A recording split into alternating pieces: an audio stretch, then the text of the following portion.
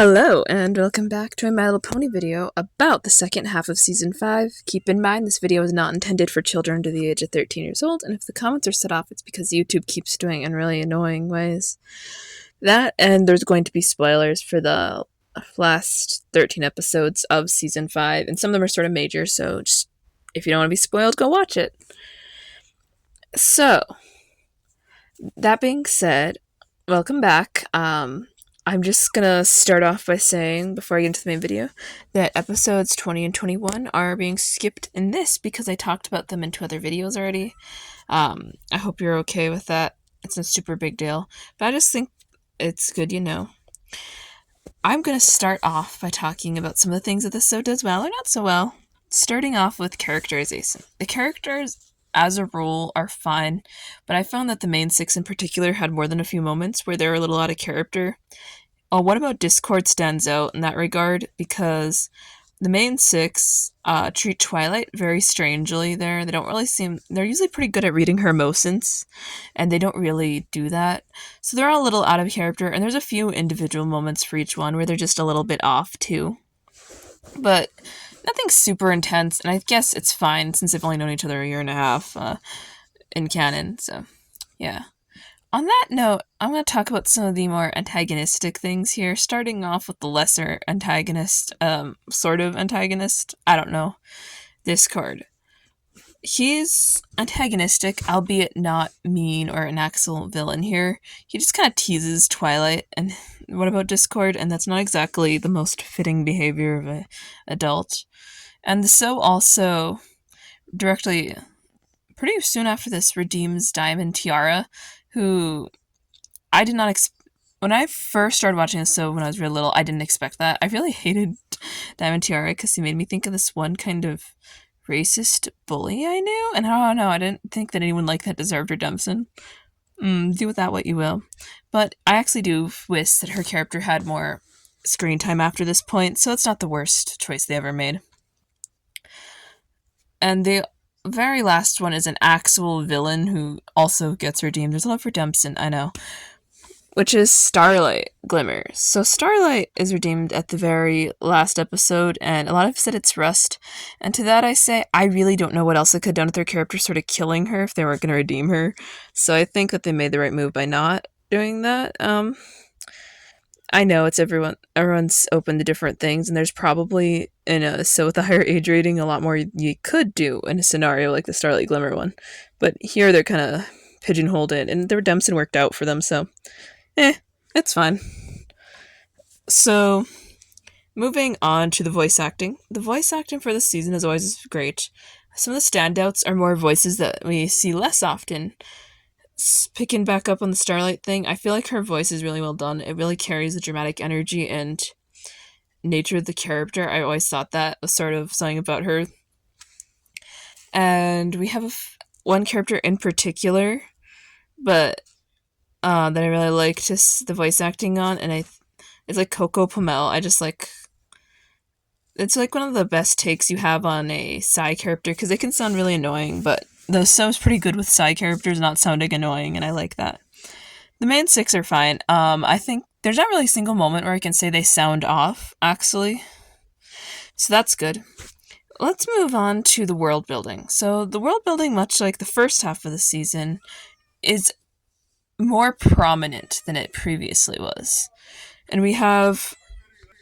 Anyway, I got a little off track for a second, sorry. But we have more new locations. This one has a little bit less. Mainly we visit the Smoky Mountains with the Hooffields and the McCoys, and this is more of passive world building. It's just a little area of Equestria that we didn't really explore previously, and we revisit some more established locations too. Canterlot a little bit in Canterlot Boutique, and Manhattan and Made in Manhattan, which is actually I really like how they did that. We see more insight into one of the communities there and some of its traditions, which is really cool. But we do still, I would say that we probably laid a little bit off of the pony's best mentality that this gets a little stuck on, finally, which is an improvement, but that's only because there aren't many other species to demean, I suppose.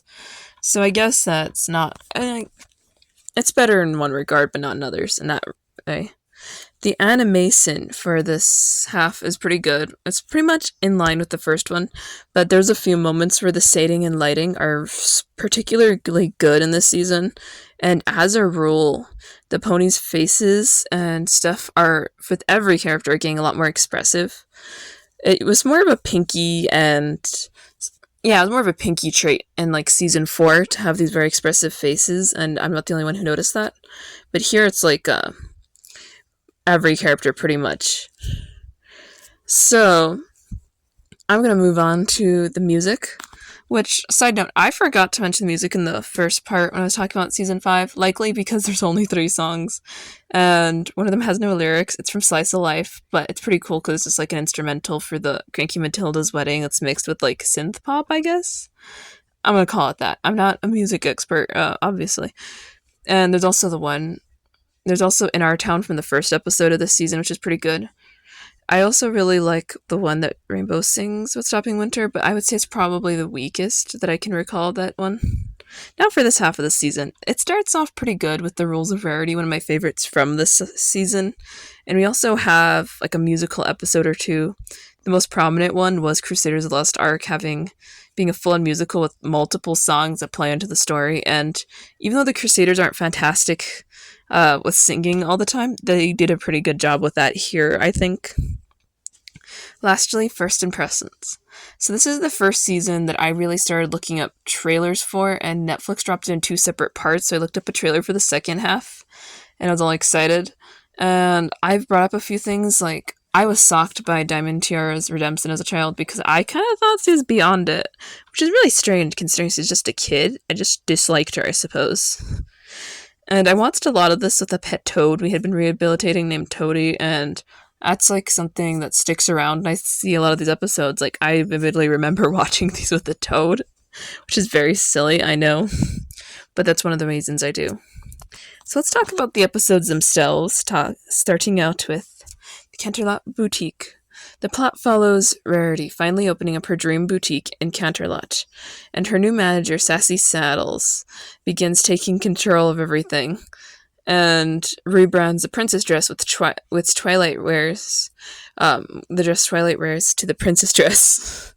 And when Rarity unveils her new collection, which most of the ponies love, but ends up being mostly about the princess dress, and Sassy Saddles ends up taking over 100 orders, which Rarity is not pleased by, but goes along with anyway. In the process of making a bunch of the dress, he felt like he has sacrificed quality and creativity, and decides to close the boutique. While all the ponies are touring the boutique for the closing sale, she finds that there's still a lot of ponies that actually like her other work and decides not to close it. And also, Sassy Saddles apologizes to Rarity and is about to leave, but then Rarity's like, nah, you can stay. You can actually run the boutique now. Anyway, my thoughts. I like this as a start for this half of the season.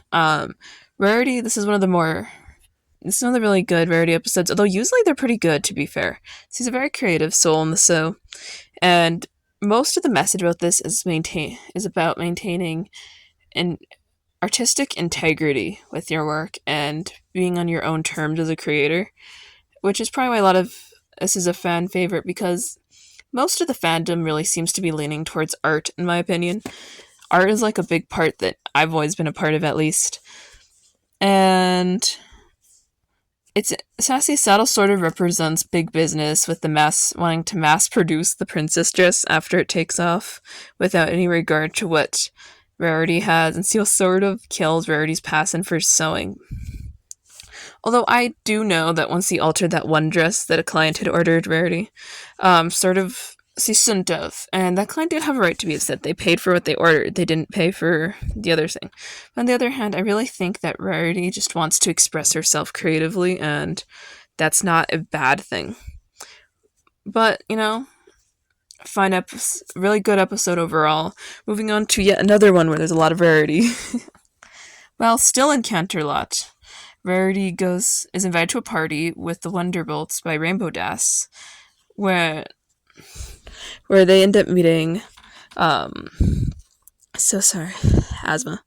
where they end up meeting Windrider, And and Rainbow talks about how much he would love to fly with the Rainbow Bolts, but Rainbow Bolts, Wonder Bolts, but she's on the reserve team, so she probably won't make it. When mysteriously in the middle of the night, Spitfire leaves to take care of her sick mother, who's not sick, and Rarity ends up helping investigate the case. When the fake note is blamed on Rainbow Dash, mainly because of her wanting to do stuff. Rarity uses her unique skills to interview the ponies of Canterlot, including the guards, to gather as much information as possible and piece together who actually did it, who sent that letter, who ended up being Windrider, who eventually confesses that he framed Rainbow Dash so she couldn't take his record and he would get her kicked out of the Wonderbolts. Rainbow Dash goes to find Spitfire and make things right. Meanwhile, Windrider is removed from the cell, and Rainbow, once returned with Spitfire, takes his place. My thoughts. I really like this episode. We get a really good Rarity moments in this. She's very fast thinking, and I didn't quite expect a mystery solver plot, but we got that. It's kind of reminding me of how they do some stuff in Gen 5 with Zip, which is a very random, I know.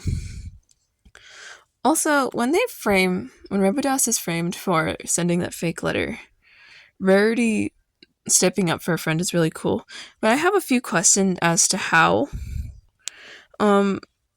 certain things happened. Like, how did Windrider get Rainbow Dash's hair? And he also impersonated her, and I know the joke that her voice sounds vaguely like an old stallion. I don't know how I was supposed to interpret that. I'm not gonna lie to you. But sir. So yeah, but I do like how Rarity sort of shows her different skills. Like when she talks to the guards and she ends up talking about the specifics of the cake and then finds where the cake's from and then talks to the person there to see who got the cake and then ends up leading all the way back where she reveals Windrider is very cool. On that note, he's very interesting, but in the sense that I think he's supposed to represent, like, don't meet your heroes as a concept in life. They say that for a reason, you know? Don't meet your heroes. And this is one of them. I really like this episode, and it has one little visual trait that I haven't brought up yet, and it's the film noir black and white filter that is intermittently in part of this episode. And I really like that kind of a 1920s vibe, and it really fits with Rarity's various 1920s outfits, actually. And I really thought that was a cool detail to add for this kind of noir story. Anyway, I think it's time to move on to Made in Manhattan. Rarity and Applejack have been summoned by the map to Manhattan to solve a friendship problem. Rarity is super excited, and Applejack isn't sure how she can help out. Whenever they arrive there, but before they can leave, Applejack and Rarity have to discuss with their families about missing the sister Hooffields. So put a pin in that for the next episode. And they head on their way there. Just for Applejack to immediately be overwhelmed by the town and Rarity to be mostly in her element when they find a poster for a midsummer revival being put on by none other than Coco Pomel, Rarity's old friend. And they decide to go help her out and see what's happening, where they find out that the Midsummer Revival had been done by Charity something Mare, quite frankly I forgot her name, who moved out of town to be with her grandchildren, and now Coco's the only one left working on it with the ponies. So they vow to help her and end up rebuilding almost everything all by themselves and put a man's to pull together the sew. Meanwhile, once the show's actually going, the community gather together and watch it and then decide that they will help in the future with it, and then Rarity and Applejack go home. Job well done. So my thoughts. I must say that I really find it interesting that we have a third episode with a lot of Rarity in a row. And albeit this one has a lot more of Applejack, and the last one had Rainbow Dash, so obviously that's it. We also sort of start, and I didn't bring this up in the summary because it's not super important, but Twilight is sort of bored, and I would have thought she had a lot more to do as a princess, but I guess she has a lot more free time than you might think in this scenario. The next thing is, this is a concurrent storyline with Sister Hoofsosel, kind of like the situation in Season 3 with the Dignitary Equestria Game episode and the one where Spike Pet sits. And As always, I kind of like one episode more than the other. This is the better of the two episodes for a lot of reasons, because we revisit Manhattan and Coco Pomel, and I like that a lot. And the Midsummer Revival Theater was an interesting area for Sir. I think it worked quite well, that little story, although we must say that Applejack's hat died in the process, unfortunately. The only thing I have to say is Rarity doesn't really understand how pretentious it is to be like, oh my god, I must stop that person from buying that ugly hat. Like, girl, you're fast and subjective. Maybe they like the hat, you know? Moving on to episode 17, Brother Hoofselsel. The Apple family are getting ready for the Sister Hoofselsel. When the cutie map calls Applejack away, and Apple Bloom is left without any way to compete because he needs a sister. Big Mac, who had been feeling left out, and like Apple Bloom was moving away from him, decides to take on the persona of their cousin, Orchard Blossom, and enter the cell with Apple Bloom, which makes her a bit uncomfortable. Yet he still goes along with it for some reason. Big Mac gets far too competitive and regularly takes things too far, and gets Apple Bloom embarrassed when he ends up getting them disqualified and blowing his cover. The judges didn't necessarily reveal that they didn't disqualify Big Mac because he was a stallion, but because of his lack of sportsmanship, and say that the competition is about not so much about actual sisters, but more so about two ponies that embody the spiritual bond of a sister Hoofselsel. And then Big Mac goes home, and Applejack and him have a heart-to-heart. And my thoughts. So where do I start? This episode's a lot, and I guess it kind of took a plot that's not very good, historically speaking. The only good thing is I like the part where Applejack tries to level with Big Mac, because he's very good about that and be a bit of a mediator. Right before he's called away, obviously, by the plot of the previous episode. And I do feel bad that Big Mac might be losing some connection with his sister, but at the same time, they do have a fairly large age gap, so that might just happen with time. But they're a pretty tight-knit family regardless. I think that's not super... The Orchard Blossom wasn't the best plotline to go, and it brought up more questions than answers, like when Big Mac says, I should have brought more comfortable shoes. Like, you have more shoes? You're a horse. And they're like regular human-style shoes, but horse-sized. And the outfits with undergarments was also a little bit too specific. Am I the only one who gets stuck on the horseshoe thing when they're horses and they don't need shoes? Or am I I'm not exactly judging it, and I don't think it's that deep, but I just think it's interesting. I also find it interesting that the context doesn't state that it has to be sisters, just embody the spirit of the event, because, well, why do you still call it the Sister Hoofselsel then? What's the goal of the name? I guess the assumption is that in a mostly female society you have a sister. I suppose. So moving on to Crusaders of the Last Mark, episode 18. The plot follows the CMC agreeing to help Pip become class president, in hopes that they might earn their marks. But Pip is up against a more powerful opponent than you might think. Diamond Tiara, who uses threats to try to win over the voters. But the PMP, the CNC, continue to help Pip, while Diamond Tiara ends up losing all of her support. And losing. This sort of causes her to spiral, which leads the CMC to end up checking on her, where they figure out why exactly she behaves the way she does. They decide to listen to Diamond Tiara and give her advice, which sort of helps, but Diamond Tiara 180s right after doing a heart-to-heart, and tries to usurp power when Pip runs into some issues with administration. Anyway, whenever she actually gets to the school, she ends up standing up to her mother and actually siding with Pip and helping him get his stuff done. And the Crusaders earn their cutie marks because... plot. I don't know, my thoughts. I really like this episode, but it's sort of hard for me to summarize. I don't know why. There's sort of a lot happens, and it's a lot of musical stuff, which I tend to glaze over in summaries, because it's like, and then they sing a song, and I don't want to write that all the time, okay? And I'm really happy that we finally get a really good end to the CMC getting their Mark's arc. Mark's arc. Cutie Mark arc. That's hard to say. I was getting sort of tired and somewhat discouraged by them trying and failing all the time. I mean, they tried for at least over a year in canon to do this, which is just like so sad. The whole thing with Diamond Tiara was something that was a bit of a surprise to me when I first watched it, but now when I'm older, I'm like, I expect it, and the only sad part is I'm like, well, they don't really do anything with their characters, so what was the point?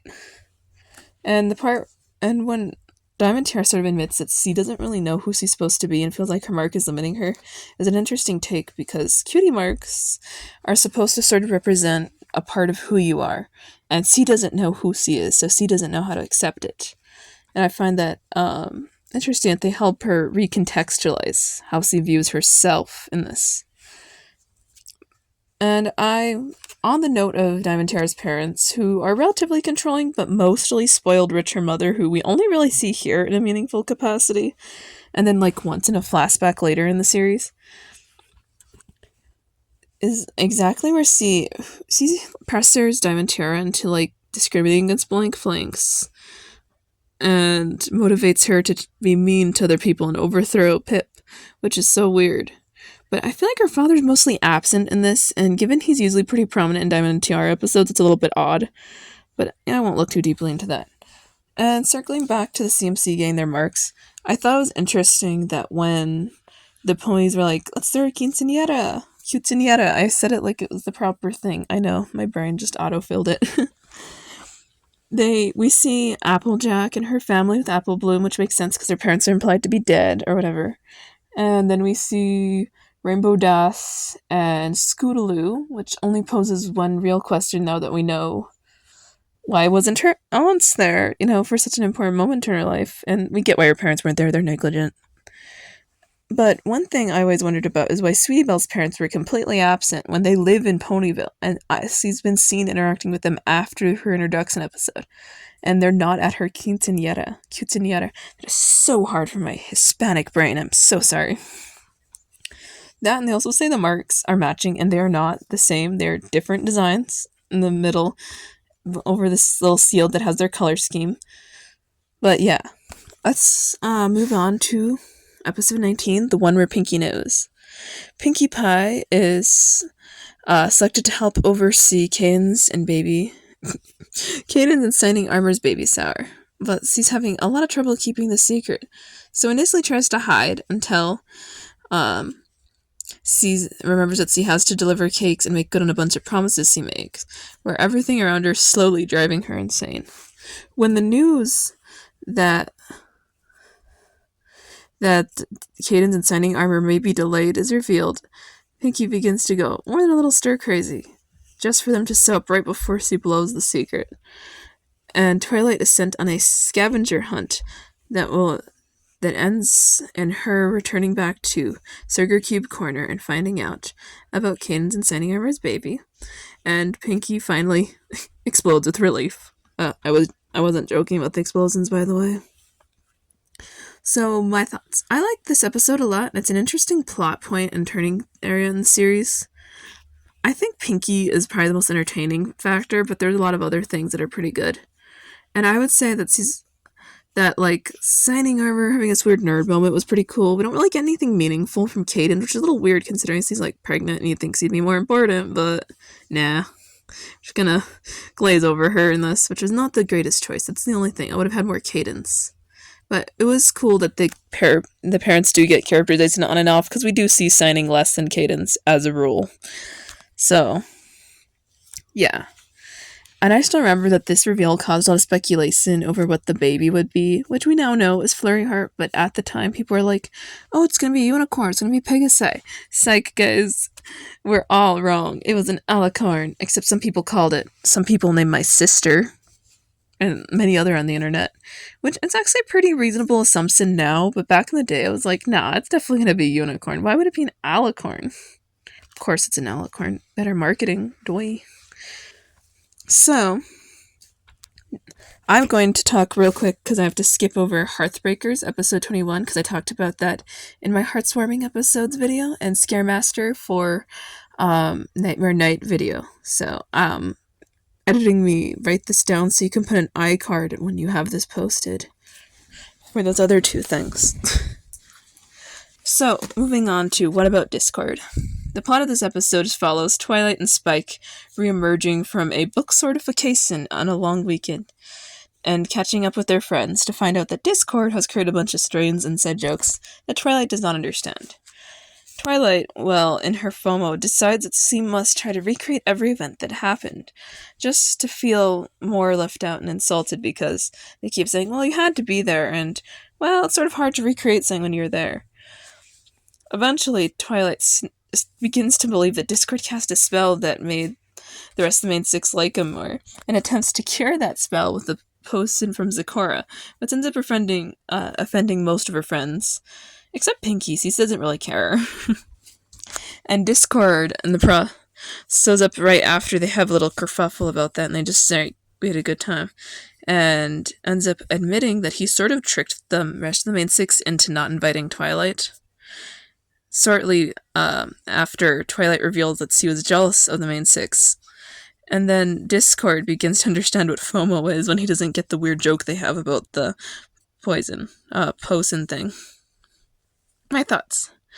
I'm not sure I like this episode, but I'm not going to say it's bad. The plot is a little bit weak, and pretty much everyone is out of character, except maybe Pinky. I feel like she's pretty in character. The visual gags are fine, but some of them stick with you more than others, like Fluttershy as an orange, Peanut Butter Dancing Discord, and lastly, I'm just gonna say the Applejack Discord face thing was not something I needed to see. I do not like it. It hurts my brain. But, is what it is. Also, on another note, you had to be there is a very common saying in the world, and it's used to great effect to annoy me, because it is very annoying.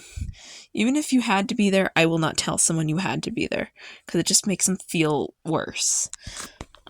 So, I guess it's time to move on to the Hooffields and the McCoys. This is episode 23. The plot follows the cutie map calling Fluttershy and Twilight to solve a friendship problem in the Smoky Mountains, where they meet two families with a long-standing feud. The Hooffields, which grow crops very well, and the McCoys, who are in the opposite mountain, who are fantastic builders but are very bad at growing food. When Twilight's efforts to de-escalate the conflict end up making things worse, Fluttershy decides to use the knowledge that she had gathered from the animals in the region, who had been caught in this crossfire for a while, to figure out what happened. Just when Twilight's losing hope on fixing the issue, they manage to get the two groups to come together and work and realize what they had been doing to the animals, and they end up calling a truce and work together to help restore the valley to its former glory. My thoughts. Another episode that I'm not going to call my favorite, but I'm not going to say is terrible. This and the last one almost feel like a season 1 episode to me in the writing. I don't know why, it just does.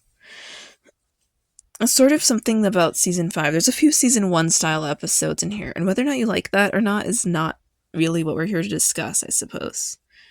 But if you want to hear a more in-depth analysis of the story that this is based on, the Hatfields and the McCoys, which are two families that famously feuded for ages over something that wasn't all that important, I'm just going to suggest you watch Silver Quills' video, because he has a lot better insight. And I can't really do it justice, but I will say that the character designs are pretty interesting in the fact that all of them are unique, instead of being sort of copy-pasted, and I kind of like that. Now, to episode 24, the main attraction. The main six are setting up a music festival where Countess Coloratura will be headlining. Applejack reveals that she once knew a filly named Coloratura, but wasn't exactly certain if it was Countess Coloratura. When it is eventually revealed that Countess Coloratura is the rah-rah that Applejack knows, he's absolutely shocked by how much he's changed, and also that rah-rah is working with Sven Gallop, an absolute piece of work. I hate him. Even though the rest of the main six are accepting of the out-of-line behavior of Sven Gallop and to an extent rah-rah, Applejack decides to call it out, which ends up upsetting rah-rah and getting her mad at her, so Applejack puts a plan together to show how corrupt Sven truly is by casting a spell that kind of films Sven. It's a whole thing. And he ends up quitting, leaving this Rower to do the sew all by herself. Applejack and the rest of the main six help her put together a sew where she ends up sewing the whole world her true colors. My thoughts. I adore this episode, but mostly because of the music. I will admit that's like what I remember most strongly from it. I think this is a really good Applejack episode in the way that it doesn't have to force her to be like a bad friend or like lie about things to make it work. She's really reasonable, and I know this isn't super important, but right at the very beginning of the episode, that one Pinkie Pie Party Palooza book that I definitely have wrong in my head because I didn't bother to write it down in the script that I have read was mentioned, and that book was written by the creator of Gen 5. So I guess that's canon. Do with that what you will. Anyway, moving on. Let's talk about one of the best things that it sets up, which is Countess Claratura, or I want to just call her Ra from this because I'm having such a hard time saying the other name. I'm sorry. Who had a fantastic singing voice. The only random thing I have to point out is that she has a full-on like woman voice when she sings as a filly, and I think that's hilarious. But other than that, she has like a very solid regular voice acting, and her singing voice is fantastic. I really like Glitz and Glam, even though it's sort of like corporate pop and it's supposed to be less sincere. I find it really, really catchy. But the song at the end where she has like the piano and stuff is also really good, and I've sung both of them out loud, so I still like them. I did end up feeling bad for Pinkie more than a couple times because he really gets used by Sven Gallop, and I don't know why she takes it. I'm glad that Applejack does end up standing up for her, though, because otherwise that would have been really not great. And, let's move on to the finale episodes. Ooh. The Cutie Remark, Part 1. The plot follows Twilight directly after giving a speech about the magic of friendship, finding Starlight using a time spell that starts with the bearded to go back in time and stop the sonic rain boom to prevent the main six from becoming friends so they won't stop her. By doing this, he throws all the timelines off balance and starts creating new timelines where Twilight must deal with the side effects. Every time they try to go back, a new timeline's created. For instance, when Twilight's first cast Back to the Future, there's a one where King Sombra is at war with most of Equestria. And Twilight tries to retreat back to stop Starlight just to get defeated and then get tossed into another timeline where the changelings have taken over and everyone is hiding. And then the episode leaves there. My thoughts. First off, I remember this fondly, but when it comes to time travel plots, this is confusing. This is sort of no exception to the rule that time travel is weird in fictional media. And I'm not entirely sure if I understand what kind of universe Equestria runs on between Equestria girls in this, but I think that it's a multiverse and that this is an alternate universe, which is different than a parallel universe. We see a bunch of parallel ones, but that's left with some strange implications, I'm not gonna lie. But let's just move on from that and talk a little bit more about Starlight herself, and more so because she's a far more intense villain, and her plan actually could have worked, and I do think it would have worked if she was a main character. I don't know how to explain it. If she was the main character instead of Twilight, she would have won. She did it because she would have had that plot armor. And I think that's an interesting one. I will say that her backstory is a bit flimsy, though. Like, my only friend left, so naturally I created a village where everyone's equal, and I stole their magic. And then when somebody let those people have autonomy again, I got mad at them. But I think she just has a warped perception of what is right. So maybe I just have to sort of view it as that goes. And this isn't super... A few side notes that I'd like to bring up right before I get into some other stuff. We see Moondancer's sister at Twilight's lecture, which is kind of interesting. Just like Elderflower's great-great-grandma just chilling there, I guess. So let's talk about those alternate timelines. The main one we see here is the Sombra War timeline, and a little tiny bit of the changeling takeover. I don't even see changelings in this part though. And I noticed that the show likes to avoid showing explicit violence, like when uh, they're fighting and stuff. It's kind of like slap slap, and they kind of lampshade it a lot. And I find, and the lampshading is like the hardest when Flutter says like, we must eliminate all changelings. Like, girl, you mean kill? Why don't just say kill? Anyway, I will now go on a very quick diatribe about how the Dazzlings and Starlight are both wrong and have opposing views, but somehow are also in a similar vein. So, as we see in this, Starlight's main view is to make everyone equal because he doesn't want anyone to feel more special than anyone else. As opposed to the changelings, who want everyone to basically step on the competition to show how special they are and overthrow everybody. And I think it's interesting because the main six and most of the good characters sort of embody middle ground where you can acknowledge someone's special or different without demeaning them or propping them up too far above others. And that's just like a little observation. So, moving on to episode 26, The Cutie Remark Part 2. Picking back up with Twilight talking with the Resistance who's fighting against the changelings. She learns that most of Equestria had been taken over by them and decides that and Zecora tells her to flee and go back to her own time. That way they can fix things. Where she ends up fighting Starlight again, which leads to one new timeline after another as they rapid fire fight and fail each time until we finally land on the Nightmare Moon dimension, ? Where Nightmare Moon was never defeated, and she ends up using Spike to prevent Twilight from leaving.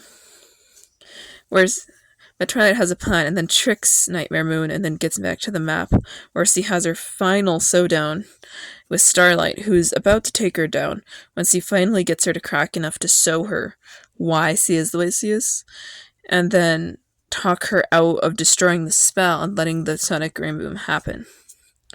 Anyway, once all that's done, we return to our presumably original timeline or something adjacent to it, and the main six become friends with Starlight and teach her to be a better pony in a very short song montage. So my thoughts. This starts off pretty cool. I like seeing one of the more alternate dimensions, like we explore the changeling ones and how that works. Like how what Chrysalis takes on the persona of Applejack, which is an interesting thing I noticed, and actively lies. It's a commentary there, and I like that. And we also like go a little bit into the Nightmare Moon one, which I'm not the only one. I'm not going to go too deep into this, but I'm pretty sure that the only reason we see only a few ponies is because most of them starve to death because they eat plants, and plants can't grow without light. So I'm pretty sure that's why. One thing that I have mentioned before is that Twilight probably should have lost this fight, but she had plot armor, so she managed to make it work with the magic of friendship. And that's fine. I'm glad Starlight didn't win, but it's interesting to see another character really make Twilight run for her money this hard. Now, I will say, Starlight's redemption was rushed, and she probably did get off too easy, but I don't really think there isn't really a better option. I would probably have Starlight on my side rather than against me. So, yeah. I feel like that's pretty true, and I did notice that more than a couple of people have said that probably shouldn't have happened, but I do disagree with that. Now, I'm mostly done with this video. I brought up the whole Starlight's flimsy argument thing. Yeah. So, I guess like, comment, subscribe if you made it to this point. I'm trying to get to 400 subscribers by the end of the year. And tell me, did you find the time travel thing confusing in this, especially if you're a 10-year-old watching this with a toad at some point in your life? Bye!